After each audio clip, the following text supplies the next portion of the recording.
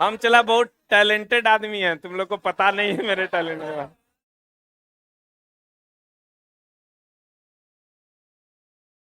तुम लोग भले ही हमको कम में आंको, लेकिन बहुत टैलेंटेड आदमी है।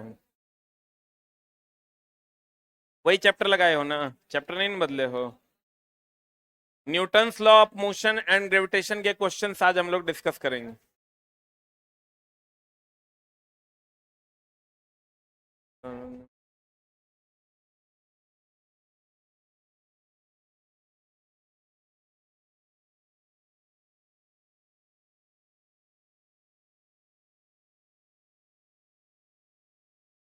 कृपया शांति बनाए रखें।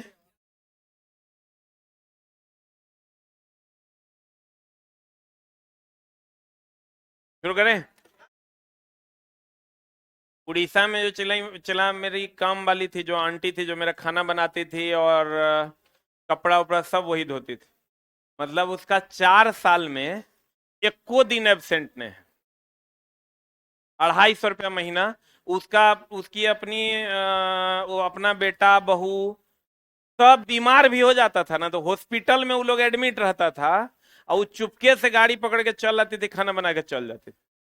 उम्र लगभग हमको लगता है 65 से 70 के आसपास था। मतलब एक बार तो अजीब हो गया, उनकी बेटी को बउआ होने वाला था, वो हॉस्पिटल में थी। लेबर पेन स्टार्ट हो गया था लगभग 7 बजे के आसपास। तो वो अंदाजा लगाई कि लेबर पेन जब शुरू होता है तो 1 डेढ़ 2 घंटे में डिलीवरी होती है। तब तक वो ऑटो पकड़ के आई और खाना बना के चल गई। मतलब उतना कभी पैसा नहीं मांगते। उड़ीसा के लोग चला बहुत अच्छे होते हैं।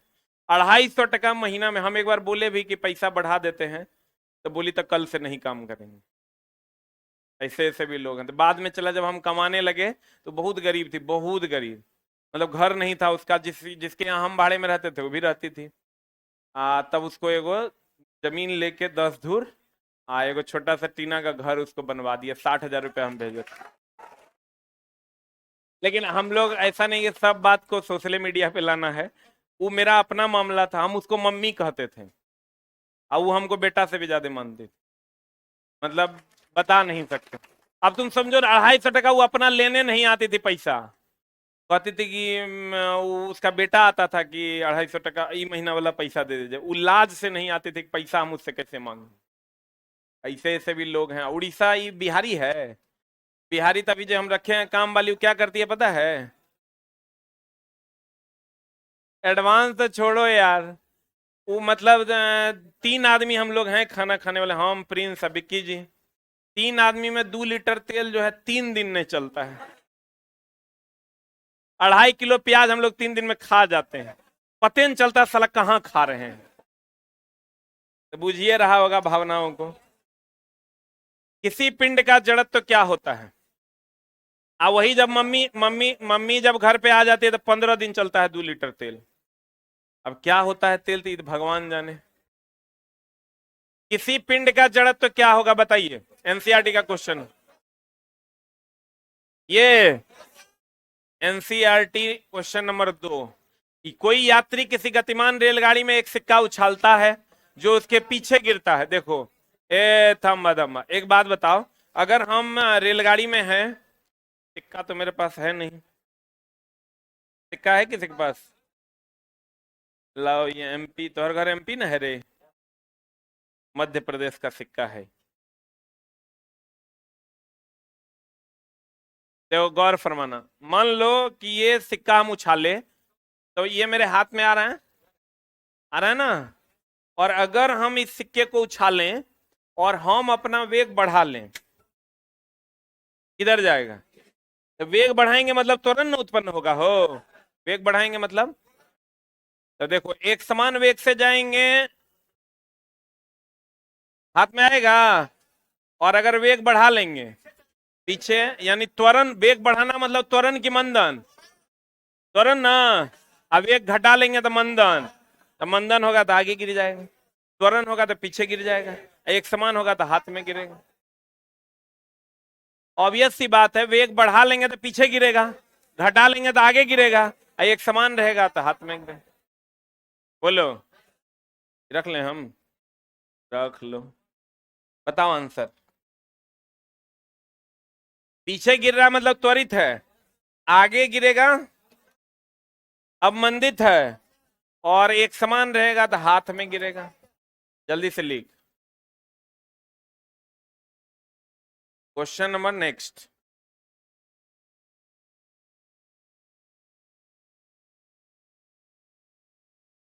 ठीक हुआ एप्लीकेशन? एप्लीकेशन ठीक हो गया है सही? हो गया। वेग बढ़ा लोगे तो किधर गिरेगा? पीछे। वेग घटा लोगे तो आगे।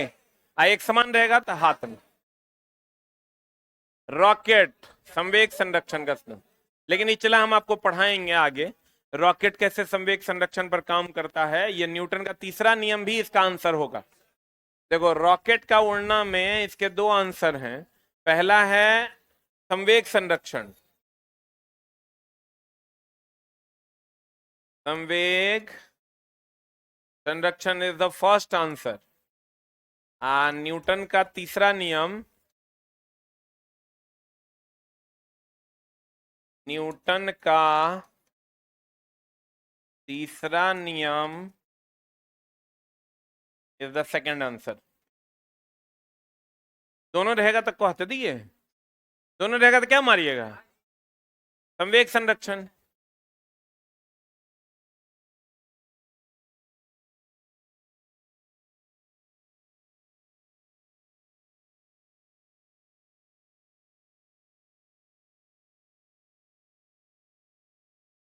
हो गया? किताबें में घिनाव चला, किताब में घिनाओगे तो देखोगे तो याद रहे। पढ़े। 2/3 ऊंचाई तक जल से भरा कोई टैंकर एक समान चाल से गतिमान, अचानक ब्रेक लगा देंगे, पता क्या होगा? यही स्थिति न बनेगा। अरे कोई भी चीज ब्रेक लगाएंगे, जैसे हम जा रहे हैं, ब्रेक लगा दिया, ब्रेक लगा, इसे झुकेंगे,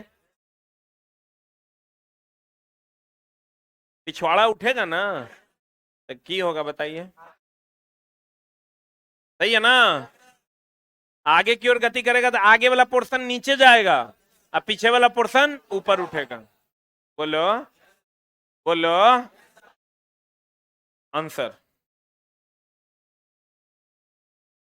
2 kg द्रव्यमान का कोई पिंड है, घर्षणहीन क्षैतिज मेज पर इतना मीटर पर सेकंड के नियत वेग से फिसल रहा है। इस वस्तु को इसी वेग से गति में बनाए रखने के लिए आवश्यक बल का मान क्या होगा? इसी वेग से न है, इसी वेग से है मतलब त्वरण जीरो न है, त्वरण जीरो है तो बल जीरो न है। लेकिन जो नहा के आया होगा ओकरे बुझाएगा। पिछला क्लास याद करो, हम बोले थे अगर बल नहीं लगेगा तो एक समान वेग से जाएगा, अर्थात त्वरण नहीं होगा। याद है?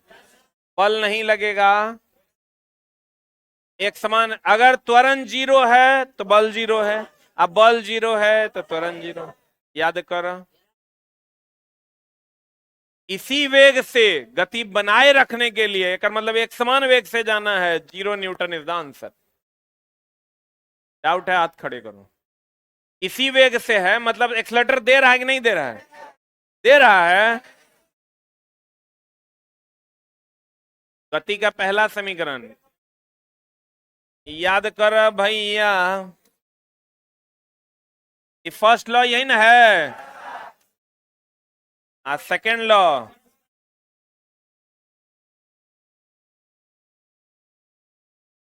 Third law.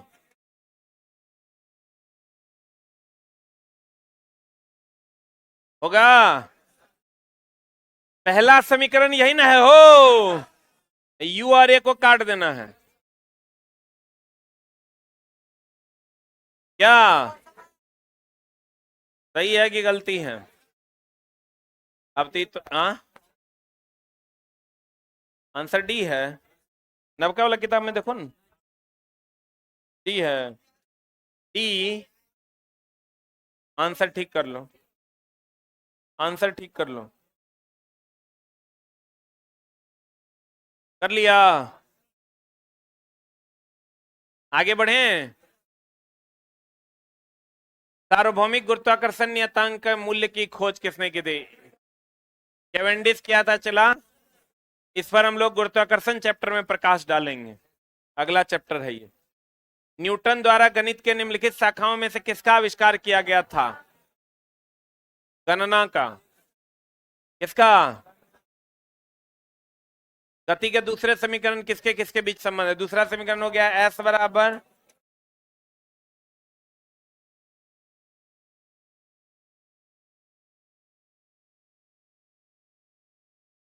आंसर दिया है बी।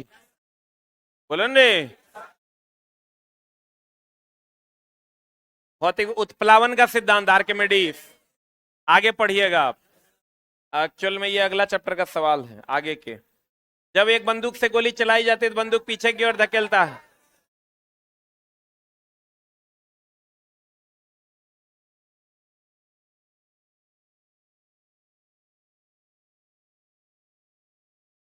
सही है।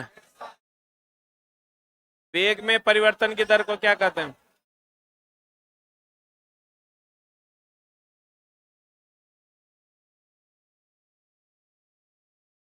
पिछला गुरुत्वाकर्षण चैप्टर का है, इसको घेर दो। अभी गुरुत्वाकर्षण नहीं पढ़ाए हैं, गुरुत्वाकर्षण चैप्टर का है, घेर दो इसको। अगला चैप्टर में बताएंगे। समापन रेखा को पार करने के बाद भी धावक भागना जारी रखता है। समापन रेखा समझते हैं? जैसे धावक को वहां तक दौड़ना है, धावक मतलब जो दौड़ता है उसको वहां तक दौड़ना है, और दौड़ते दौड़ते भी आगे तक भी अपना दौड़ जारी रखता है। क्या होगा आंसर? अरे जड़त्व के कारण नहीं ना, वो दौड़ता है तो दौड़ते रहना चाहता है, इसीलिए आगे बढ़ जाता है। गति का जड़त्व क्या है? अगर कोई वस्तु गति में है तो गति में रहना चाहता है, यही ना। अगर वो दौड़ रहा है तो दौड़ते रहना चाहता है, इसी क्रम में वो आगे बढ़ जाता है। नहीं बुझाया? हाथ खड़ा करो, डाउट है तो। अगला, बल की परिभाषा को किसके आधार पर व्याख्यायित किया जाता है? परिभाषा। पहला नियम से परिभाषा, दूसरा से सूत्र, तीसरा से प्रकृति। न्यूटन का गुरुत्वाकर्षण नियम नहीं होगा, ये पढ़ाएंगे आगे। जल्दी जल्दी लिखो ना।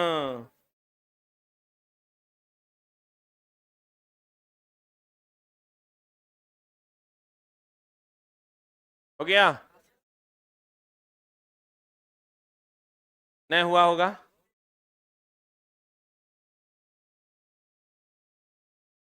अगला,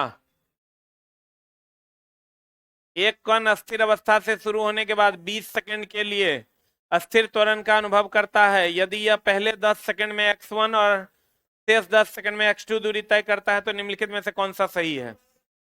बनाना पड़ेगा, इससे नहीं होगा। पेंडिंग में रखो, हम बता देते हैं।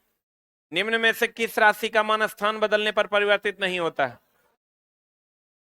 द्रव्यमान बदलेगा रे। यहाँ पर 2 kg है, थोड़ा दूर आगे जाएंगे तब भी तो 2 kg रहेगा। वैसे ही भी अगले ग्रेविटेशन चैप्टर का है। जब कोई अस्थिर बस अचानक गतिशील होने लगती है तो बस में खड़े यात्री पीछे की ओर गिरने लगते हैं। निम्नलिखित में से कौन सा नियम इस स्थिति की व्याख्या करता है? कौन नियम? न्यूटन के गति का पहला नियम। सही है। एक साइकिल अस्थिर त्वरण से चलायमान है, पीछे के पहिए पर घर्षण बल। घर्षण बल गति का विरोध न करता है। ये अगर साइकिल चलायमान है तो चलेगा तो आगे की ओर ना, तो गति आगे होगा तो घर्षण किधर होगा? आंसर बता। अगला चक्का में भी गति आगे होगा, घर्षण हमेशा किधर लगता है? पीछे लगेगा घर्षण।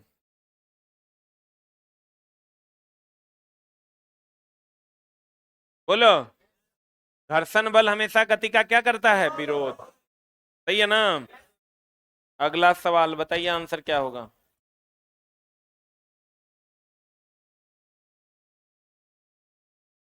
बताओ ना आंसर।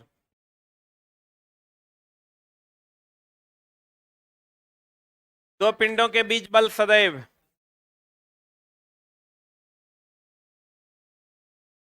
अरे बल जो समान एवं विपरीत दिशा में, जितना एक्शन उतने रिएक्शन, इसलिए समान, और जकरा पर एक्शन होकर विपरीत पे रिएक्शन, इसलिए विपरीत। बोलो, निम्नलिखित में न्यूटन के गति का कौन सा नियम है जो दीवारों पर फेंका हुआ गेंद टकराकर वापस लौटता है? दूसरा, जो action equal and opposite reaction ना, दीवार पर बॉल फेंके लौट गया, बॉल पट के ऊपर उठ गया, हम तैर रहे हैं तो एक्शन करते हैं तो रिएक्शन होता है, तैरते जो हैं तो क्या होता है? एक्शन, रिएक्शन में हम लोग आगे बढ़ते हैं। कार के ब्रेकिंग पैड डैश गुण का उपयोग करते हैं। अरे ब्रेक पैड में गाड़ी रुकता है तो हम लोग बचते हैं, तो सकारात्मक प्रभाव है कि नकारात्मक? हाँ, बाहरी चला, घर्षण बल द्वारा किया गया कार्य हमेशा ऋणात्मक, लेकिन ये वर्क पावर एनर्जी चैप्टर का है। निम्नलिखित में से कौन सा भौतिक इकाई एक वस्तु की स्थिर या एक समान गतिशील स्थिति को बदलता है? अगर अस्थिर है बल लगा दोगे गति में आ जाएगा, अब बल गति में है बल लगा दोगे स्थिर हो जाए। समझा कि नहीं?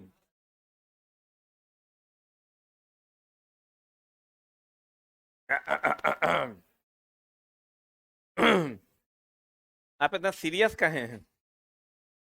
क्या हो गया है कि इतना सीरियस नहीं रहना है, फिर पढ़ नहीं पाइएगा। बताइए आंसर।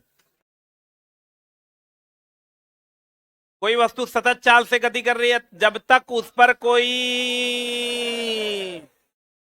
सही है, बाहर चला, झूले पर बैठे लड़के की गति यो, लेकिन एक घेर लो, सिंपल हार्मोनिक मोशन में बताएंगे। निम्नलिखित में से कौन सा कथन न्यूटन के गति के तीसरे नियम के लिए सही है?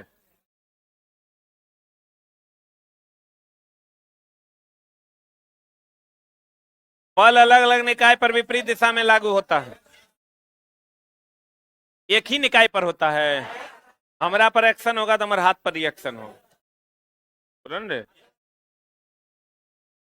जब एक नाविक आगे की दिशा में कूदता है तब नाव पीछे, एक्शन एक्शन रिएक्शन, सही है ना?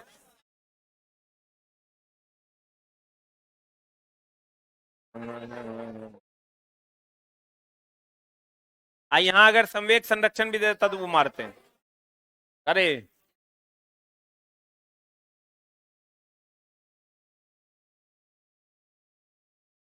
तीसरा नियम निम्नलिखित में किस स्थितियों पर लागू होता है? पढ़ो। जब कोई व्यक्ति नाव, एक बस में खड़ा है, पहला नियम, जब कोई व्यक्ति सीमेंट वाली फ्लोर पर गिरता है तो उसे चोट लगता है। आज तेजी से चलती क्रिकेट की गेंद पकड़ते समय एक छत्र रक्षक अपने हाथ को पीछे करता है ताकि चोट कम लगे, ताकि चोट कम लगे। अरे हाथ इसीलिए ना पीछे खींचते हैं कि चोट कम लगे।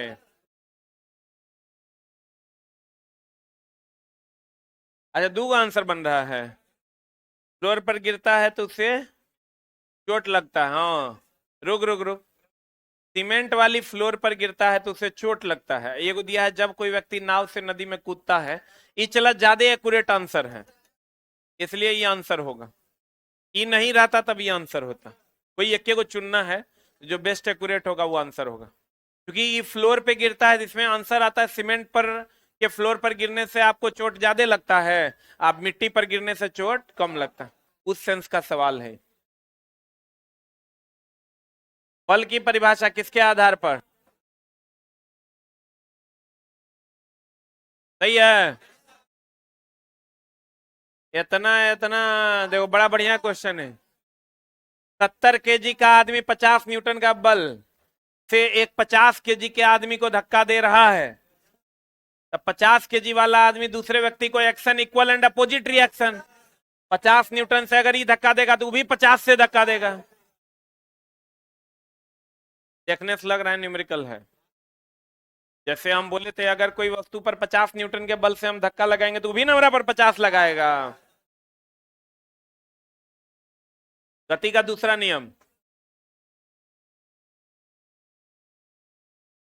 गति का दूसरा नियम कहता है किसी वस्तु पर आरोपित बल संवेग में परिवर्तन की दर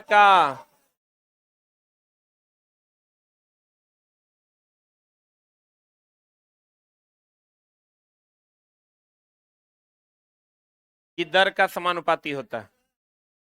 तो संवेगन होगा। डाउट है तो बोलिए, हम खड़े हैं, पढ़ें।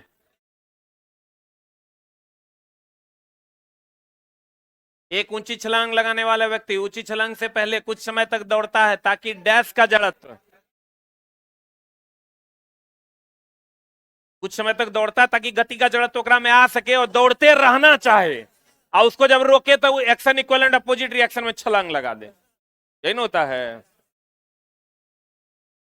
किसी अस्थिर वस्तु के अस्थिर रहने या गतिशील वस्तु अरे अस्थिर या गतिज में परिवर्तन, अवस्था में परिवर्तन का प्रतिरोध करने की वस्तु की प्रवृत्ति को क्या कहते हैं? यदि एक m द्रव्यमान वाली वस्तु को h ऊंचाई तक उठाया जाता है तो इस क्रिया में बल की आवश्यकता होती है। वस्तु को उठाने के लिए आवश्यक न्यूनतम बल, सही है, पढ़ाएं पीछे।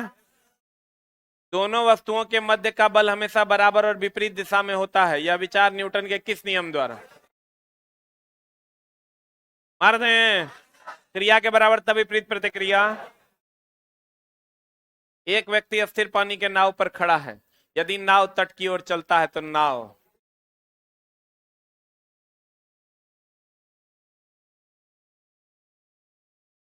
एक रुक जा भाई, रुक जा, काहे हड़बड़ा रहा है? हम बूझ रहे हैं दर्द है ग्राम में। बात कर, जब तक हम अगला क्वेश्चन में नहीं जाए तब तक को किया ना। हमरा हर बात पता है कि इसमें तुरंत डाउट हो गया होगा। डाउट हुआ होगा। अस्थिर व्यक्ति, एक व्यक्ति अस्थिर नाव में, नाव पर खड़ा है, नाव अस्थिर है। एक व्यक्ति अस्थिर पानी, अच्छा अस्थिर पानी में नाव पर खड़ा है, पानी अस्थिर है, उसमें वो नाव पर क्या है? खड़ा है। बहुत बढ़िया बात। यदि वह नाव तट की ओर चलता है,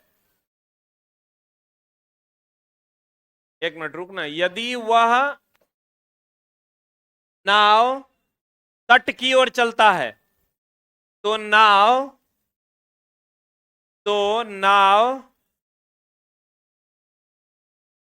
तट से दूर चला जाएगा,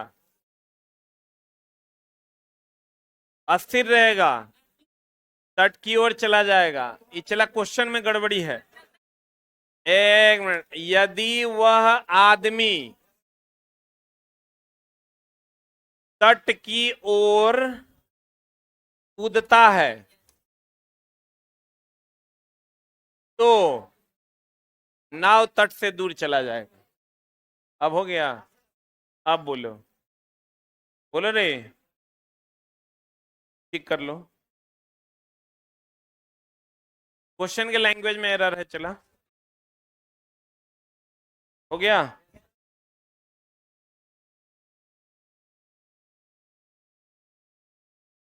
पढ़ें। निम्नलिखित में से कौन सा प्रकृति में कभी अकेले नहीं होता? बल। पिछले बार का वीवीआई क्वेश्चन था। यदि एक वस्तु दोनों सिरों से पकड़कर खींची जाती है तो उस पर लागू बल को खींचेंगे तो खिंचाओ बल, बोलो रे। किसी पदार्थ पर डैश कार्य करने के बावजूद भी उसके आकार में परिवर्तन न होने का गुण दृढ़ता कहलाता है। बाह्य बल लगा रहे हैं, हम बताए थे, याद कीजिए आप। बाह्य बल लगाने के बाद भी इस पर अगर आप बाह्य बल लगा रहे हैं, बाह्य बल लगा रहे हैं, फिर भी इसके आकार में परिवर्तन नहीं हो रहा है तो इसे हम दृढ़ पिंड कहते हैं, रिजिड बॉडी कहते हैं। याद है? आंसर बताओ। कौन सा एक वस्तु पर लागू असंतुलित बल का प्रभाव नहीं है? असंतुलित बल मतलब चला इधर अगर 5 न्यूटन, 10 न्यूटन। बोलो क्या होगा?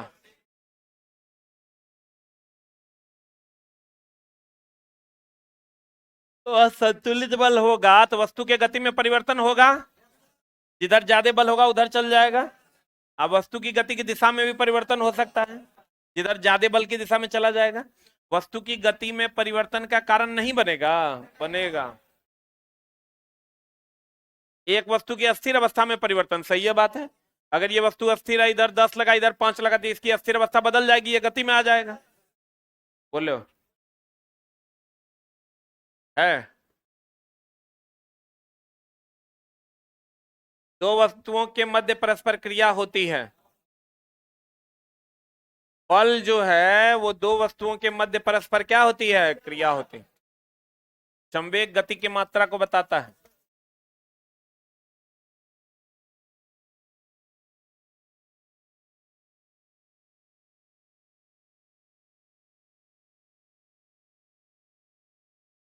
हो गया?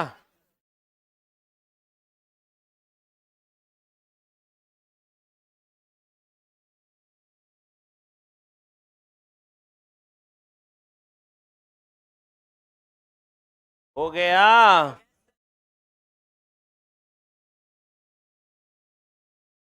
प्रकृति में अकेले कभी नहीं होता बल। निम्न परिस्थितियों में किसमें कार्य नकारात्मक बल द्वारा कार्य किया गया है? तो चला जाइए, घेर लो। वर्क पावर एनर्जी में पढ़ाएंगे, विपरीत दिशा वाला आंसर होगा। 3 नंबर आंसर होगा, बट इसको घेर दो। ये चला वर्क पावर एनर्जी चैप्टर का। कौन सा घर्षण बल के बारे में सही नहीं है? देखिए कौन सही नहीं है। हमको लगता है ये सही नहीं होगा। रोलिंग घर्षण जो है स्लाइडिंग घर्षण की तुलना में अधिक होता है। सबसे कम ना रोलिंग है रे, यही तो आंसर हो जाएगा। घर्षण वह बल है जो संपर्क में दो सतहों के सापेक्ष गति का विरोध करता है। वह घर्षण बल जो किसी सतह पर चलने फिसलने का कार्य करता है स्लाइडिंग घर्षण कहलाता है। मशीनों में घर्षण ऊर्जा का अपव्यय और टूट फूट का कारण है। आई कह रहा रोलिंग घर्षण। तो घर्षण के बारे में आपको पता है, सबसे ज्यादा होता है स्थैतिक ना, उससे कम गतिज, सबसे कम लौटेनिक। बोलिए। आई उल्टे कर रोलिंग घर्षण जो है वो स्लाइडिंग घर्षण से अधिक होगा? नहीं, कम होगा। यही ना स्लाइडिंग है रे, पढ़े। यदि किसी गतिमान वस्तु पर कोई बल आरोपित नहीं हो रहा है तो यह किसके कारण रुक जाएगा? दो सतहों के बीच सतह अनियमितता का के परिणाम स्वरूप क्या होगा? गति का द्वितीय नियम दर्शाता है, क्या होगा बता? डी किसी की डी। डी किसी वस्तु पर गति में परिवर्तन की दर शुद्ध बल की दिशा में वस्तु पर लागू शुद्ध बल के अनुपातिक होता है। ये हम पढ़ाए भी हैं आपको, अलग से लिखा भी दिए हैं। एक बहुत पुराने मॉडल में पेंडुलम घड़ी का कार्य पद्धति किस तरह की थी? एक की भी किसी, घेर लो। सिंपल हार्मोनिक मोशन में पढ़ाएंगे। निम्नलिखित में से कौन सा कथन गलत है? अब चला ये नहीं कहना कि सर आप तो 4-5 को घेरवा दिए, पैसा लिए हैं। अरे छोटा, ये अगला चैप्टर का है। अब जो नया एडिशन आएगा ना तो हम इंस्ट्रक्शन दे दिए, लोग बैठे हुए हैं, उस सब चैप्टर का जो एक्स्ट्रा क्वेश्चन दूसरे में आ गया उसको शिफ्ट कर देंगे। नया जब भी किताब छपेगा तो उसमें सिर्फ क्वेश्चन यहां से वहां जाएगा। तो अब ये नहीं कहना कि सर फिर नया खरीदवाइएगा कि अब नहीं खरीदना है। अब तुम लोग का एग्जाम तक किताब नहीं बदलेगा। अब थोड़ा बहुत चला आ ई ऊ तक ठीक होते ही रहता है। जब भी किताब छपता है हर 4 बार 4 यानी 20,000 किताब जब छप जाता है तो अगली बार उसको ठीक कर दिया जाता है। कहीं पर मान लो जैसे अभी आज बी का ये था ना, तो अगला एडिशन आएगा तो उसमें ठीक कर देंगे। ठीक तो हमेशा होते रहता है। आ ई ऊ से ओकरा लिए किताब नहीं खरीदना है, उसको हम अभी पढ़ा रहे हैं तो हम सब क्वेश्चन तोरा पढ़ा रहे हैं, हम ठीक करवा दे रहे हैं। बताओ आंसर कौन सा कथन गलत है? जब एक बस अचानक रुकती है तो बस में बैठे एक यात्री पीछे झुकता है कि आगे, यही तो गलत है, बाकी सब सही है।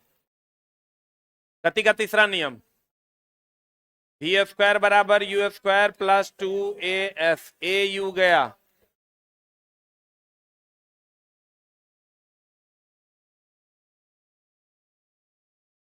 विस्थापन और वेग होगा, यहाँ और वेग दे दिया तो यहाँ विस्थापन होगा, विस्थापन नहीं होगा तो स्थिति होगा, पीछे के चैप्टर में पढ़ाए हैं,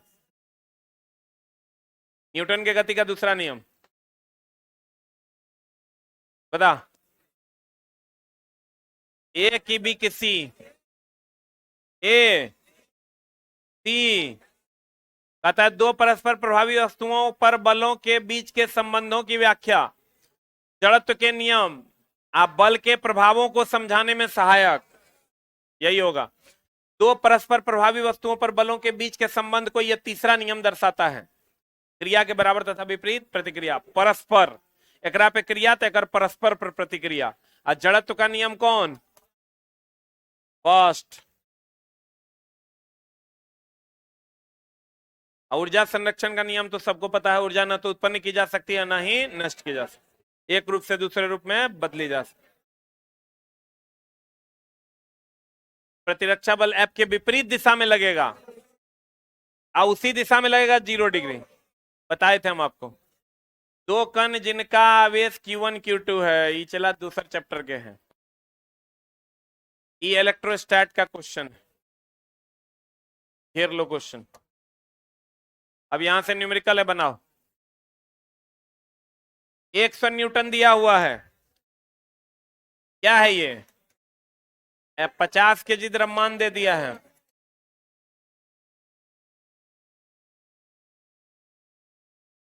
तो त्वरण की गणना करें। F बराबर क्या होता है, ए बराबर होता है F/m, F कितना तो m कितना,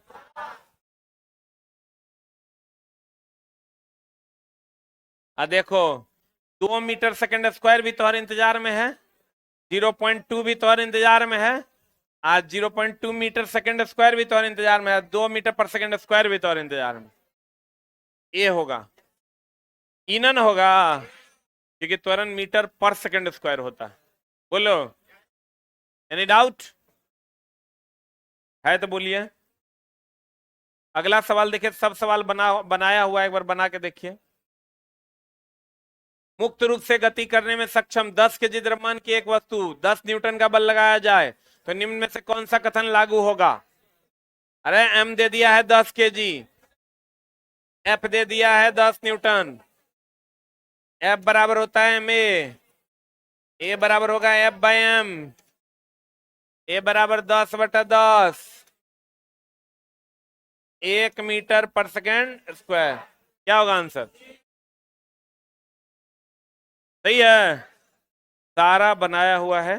आप न्यूमेरिकल बनाइए, कौन देखे ना, नबका किताब दो ना,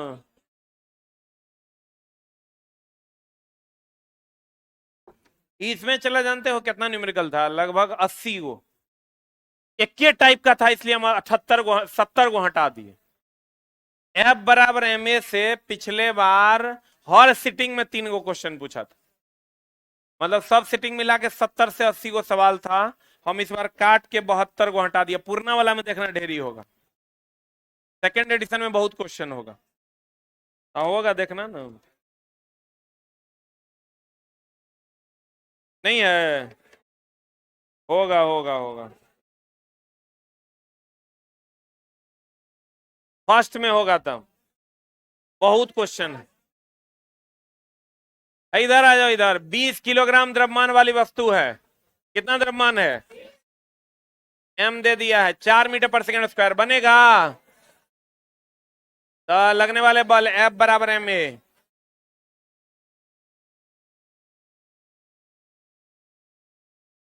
होगा 5 सेकेंड टाइम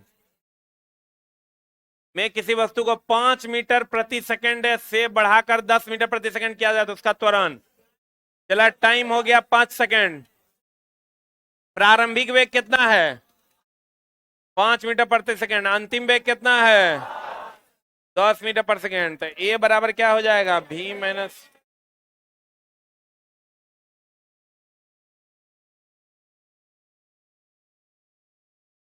बोलो, होगा?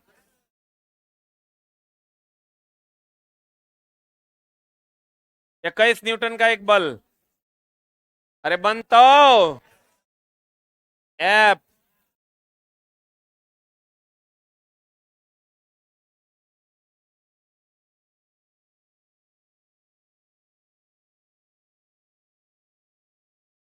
होगा? यदि 10 केजी द्रव्यमान इतना न्यूटन नहीं बनेगा रे? बन जाएगा। कैसे बनाएगा? बन जाएगा। देखो सॉल्यूशन बना हुआ है। M1 केजी द्रव्यमान वाले एक लकड़ी के तख्ते पर 5 न्यूटन का बल लगाने पर यह 10 मीटर/सेकंड स्क्वायर के त्वरण से आगे बढ़ता है। M2 केजी द्रव्यमान वाले एक अन्य तख्ता से समान बल लागू होने पर 20 मीटर/सेकंड स्क्वायर के त्वरण से आगे बढ़ता है। यदि दोनों तख्तों पर एक दूसरे के साथ बांध दिया जाए और उन पर समान बल लगाया जाए तो त्वरण का मान क्या होगा? कैसे बनाएगा? दोनों को साथ बांध दोगे तो पहले ई केस जो दिया हुआ है ना, चला है ई केस, एकरा से M1 निकाल लो। निकालो M1 बराबर F बराबर M बराबर F बाई ए। F का मान कितना? 5। अरे छोटा, F बराबर M ना, M बराबर F बाई ए। F है 5 और A है 10, आधा किलो। ए को वैल्यू दिया है M2, तो बी समान बल लग रहा है। एक अन्य तख्ता समान बल मतलब 5 न्यूटन। एकरा से निकालो M2। M2 बराबर F बाई ए। F हो गया 5, ए हो गया 20, 1 पौआ। होगा? यदि दोनों तख्तों पर एक दूसरे से बांध दिया जाए, उन पर समान बल लगे, फिर F लगेगा 5 न्यूटन। F बराबर 5 न्यूटन। M जो होगा वो हो जाएगा आधा किलो 1 पौआ। 3 पौआ कितना होता है? ए छोटा, 1 पौआ बोले तो 3/4। 3/4 है ना रे? देखना गड़बड़ हो मर में। सही है ना? 3/4 प्लस 1/4, 4/4 1। हाँ, ए निकालना है। ए बराबर हो जाएगा F/M। F का मान कितना है? 5। M का मान कितना है? 3/4, 20/3।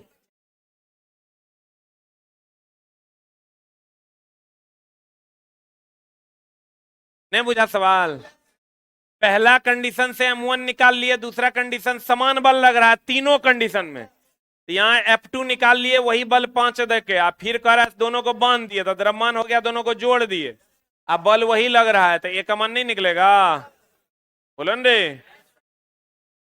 अगला टाइप 2 तो एकदम आसान है, बना लीजिएगा। अरे M का मान दे दिया है कितना? 2 सेकंड कार्य करता है। टाइम दे दिया है कितना? 4 से 9 हो गया, तो U हो गया। आई कितना हो गया? V हो गया। आपको पता है F बराबर M A होता है। हमको F निकाल लगाएगा बल, तो M A के जगह पर V-U/T लिख सकते हैं। आज सब का वैल्यू दिया हुआ है। M का मान कितना है? 8। V का मान कितना है? 9 माइनस U का मान है 4/T का मान है 2। सॉल्व कर देंगे आंसर, जो आएगा सो आएगा। बोलो, बना लोगे?